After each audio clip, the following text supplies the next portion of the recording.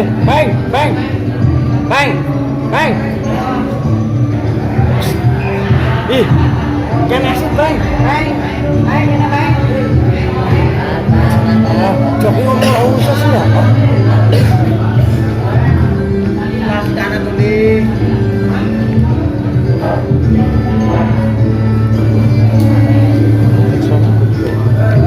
Wis gawane Bang,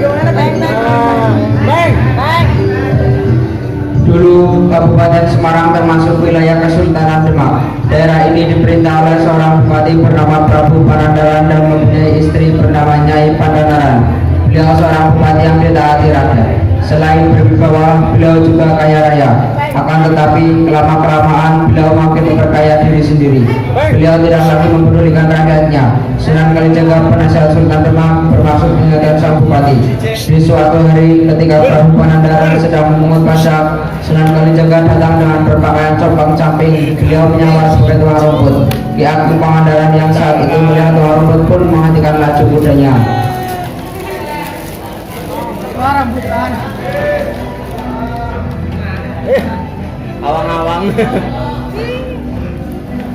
Sultan. Prindah. Prindah apa kan?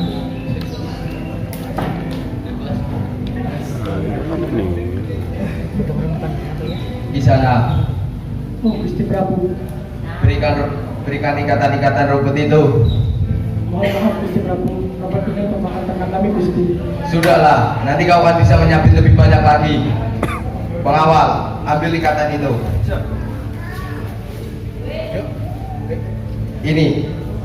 Ini sekeping uang dariku, anggap saja imbalan dariku. Pergilah.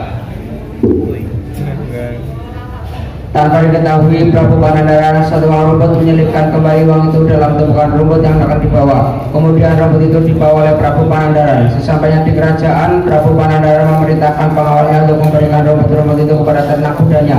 Sang pengawal kerajaan lantas melakukan perintahnya. Sang pengawal menemukan uang di dalam tumpukan rumput itu.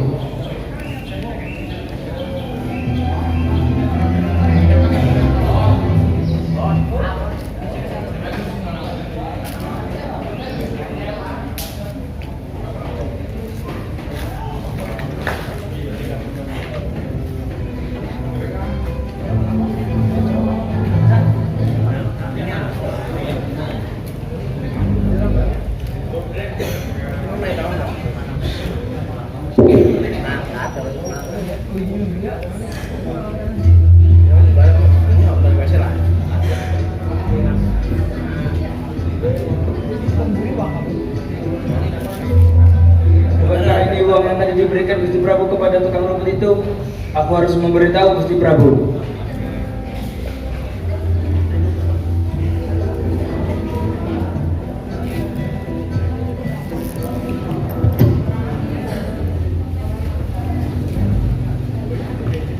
Permisi Gusti Prabu, hamba ingin menyampaikan sesuatu. Ada apa, pengawal? Hamba menemukan ini pada tumpukan rumput tadi Gusti. Kalau tidak salah, ini adalah uang yang telah diberikan kepada kisah nasi tukang rumput itu. Apa maksud tukang rumput itu? Mengapa dia menolak pemberianku? Bawa tukang rumput itu ke sini. Baiklah, Gusti Prabu. Begitulah hal itu terjadi berulang-ulang sampai suatu ketika sang Prabu menyadari perbuatan tukang rumput tersebut. Jadi bang ampun Gusti.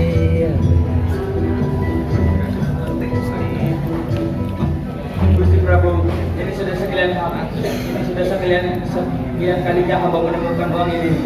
Setiap Gusti Prabu meminta rumput kepada kisah nasi tukang rumput itu. Kurang ajar, ini sudah di luar batas kesabaranku. Di sana itu telah menghinaku. Bawa di sana itu ke sini. Baiklah, Gusti Prabu. Dibawalah sang tukang rumput itu ke hadapan Prabu Panandaran dan marahlah Prabu Panandaran pada tukang rumput itu.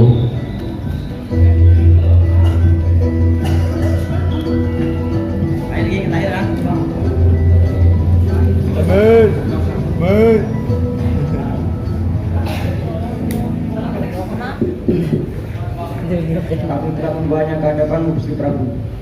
Bagus, sekarang tinggalkan aku berdua bersama pengawal ini.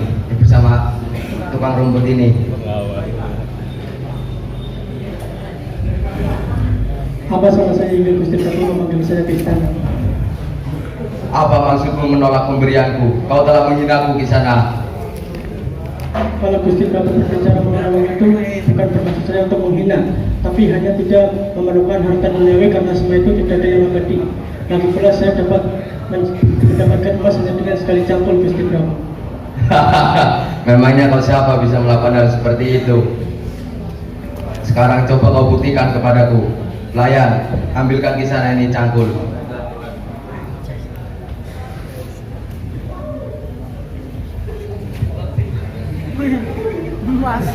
Jika kau tidak bisa membuktikannya kepadaku, aku akan memberikan hukuman kepadamu. Siapa atau tidak, kau harus menerimanya. Saya bersedia Gusti Prabu. Terima kasih pelayan. Sekarang buktikan perkataanmu. Baiklah, saya meminta izin Gusti Prabu.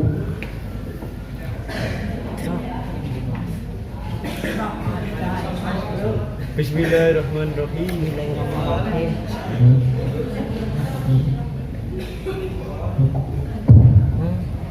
Bismillahirrahmanirrahim. Allahu Akbar. Dalam sekali cangkulan terlihatlah bongkahan-bongkahan emas yang muncul dari tanah yang dicangkul dua rumput atau Sunan Kalijaga itu. Semua orang terheran tak terkecuali Prabu Panandaran. Sungguh, siapakah sebenarnya wahai dirimu Kisana?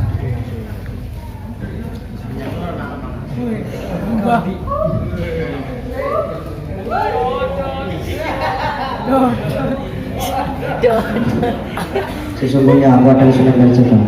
Prabu Panandaran yang mengetahui bahwa dua rumput itu sebenarnya adalah Sunan Kalijaga langsung meminta maaf. Maafkan atas kehilapan saya Sunan Kanjeng. Baiklah, aku maafkan, tetapi kau harus meninggalkan kebiasaan burukmu itu yang menikmati keduniawian itu. Baiklah. Tapi bolehkah saya mengikuti Sunan Kanjeng menyebarkan agama Islam? Sesungguhnya tidak ada manusia yang baik untuk mencegah orang lain. Terima kasih Kanjeng Sunan. Baiklah, kalau begitu saya permisi dahulu. Assalamualaikum warahmatullahi wabarakatuh. Waalaikumsalam warahmatullahi wabarakatuh. Sepertinya Sunan Kalijaga Prabu Panandaran lantas menemui istrinya untuk menyampaikan keinginannya untuk mempelajari ilmu agama lebih dalam lagi kepada Sunan Kalijaga.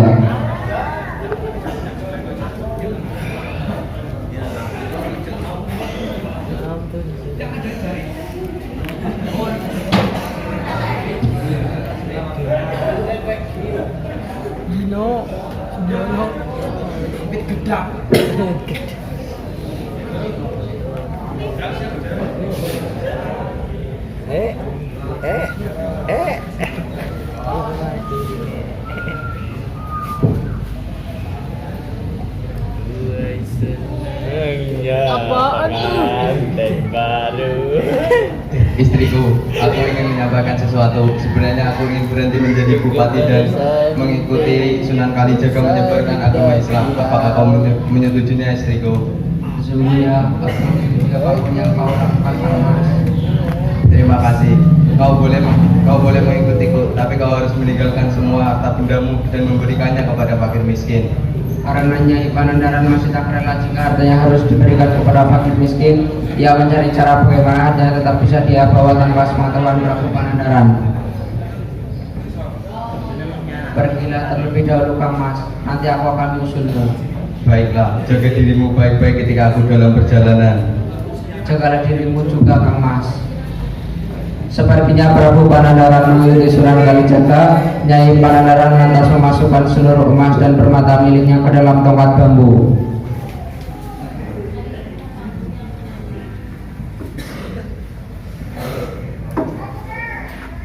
Aku tidak akan membiarkan orang lain memiliki harta kekayaan kau.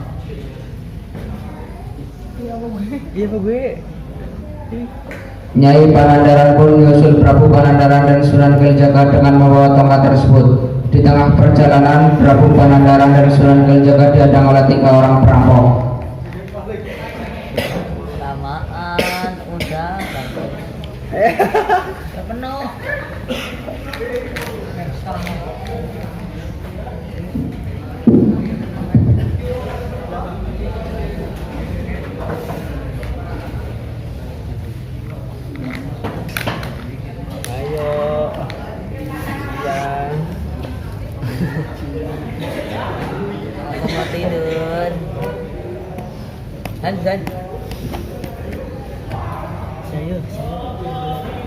Ampun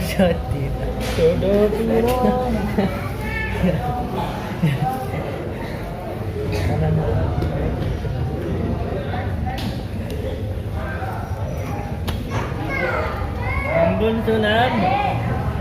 Punten, punten.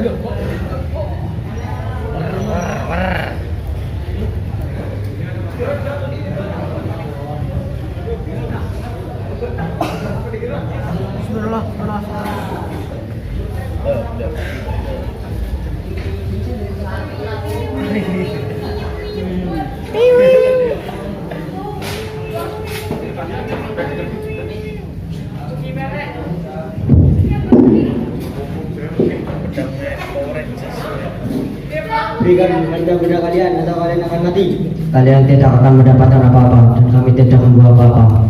Jika kalian ingin harta benda, tunggulah sebentar.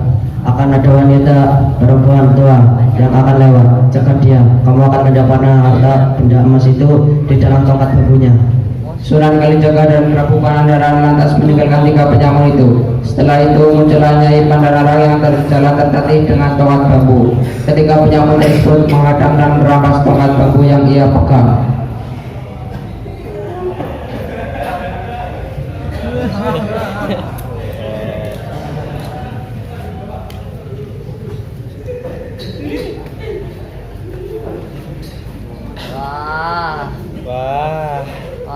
Wow. Muter-muter.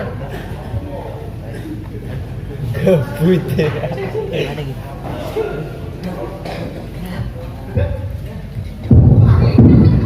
Panik. Berikan tongkatmu atau tidak kau akan mati. Tolong, jangan ambil tongkatku. Sudah, jangan banyak bicara, berikan tongkatnya. Setelah mendapatkan apa yang diinginkannya, para perampok itu segera meninggalkan Nyai Pandandaran. Nyai Pandandaran tidak dapat berbuat apa-apa selain merelakan hartanya dirampas. Ketika berhasil bertemu dengan suaminya dan Sunan Kalijaga, ia menceritakan kejadian perampokan yang dialaminya sambil menangis. Nangis. Ayo nangis, ayo. Kamu tunggu ya.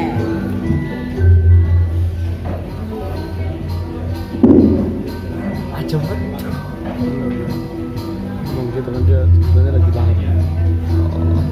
Karena tinggal nah ini baru masuk. Nah ketika dia juga gini baru dia masuk.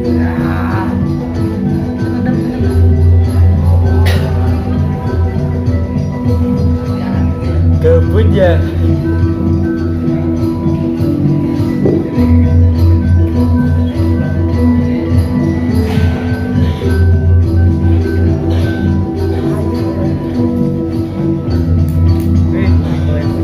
Sunan Kalijaga, Sunan, tunggu saya.